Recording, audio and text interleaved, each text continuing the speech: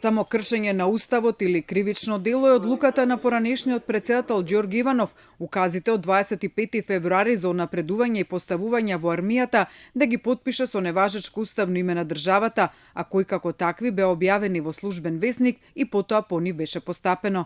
По овие укази на Иванов, освен што антикорупцијска пред 3 месеци ги прогласи за незаконски бидејќи беа објавени во изборен период, досега не постапиле други институции во чија надлежност е постапувањето на председателот или на службените и одговорните лица. Указите го покренаа прашањето на нивната уставност и преседан кој е направен со постапување по укази со неуставно име.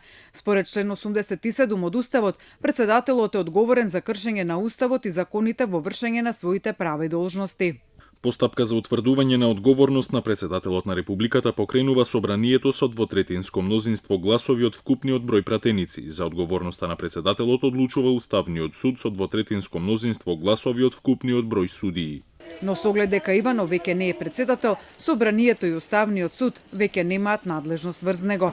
Професорот Светомир Шкарич пак во текст за Академскиот блок Республика на тема политичка и кривична одговорност на председател на државата неодамна напиша дека кога се во прашање шефови на држави, кривичните дела имаат поголема тежина од тежината на кривичните дела извршени од други субјекти.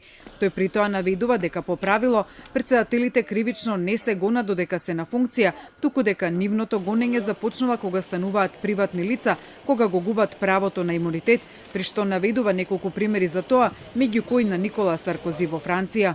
Одлуката на Иванов да потпише укази со неуставно име, според кривичарите кои ги консултираше Телма, може да подлежи по член 353 од Кривичниот законник за несовесно постапување во службата.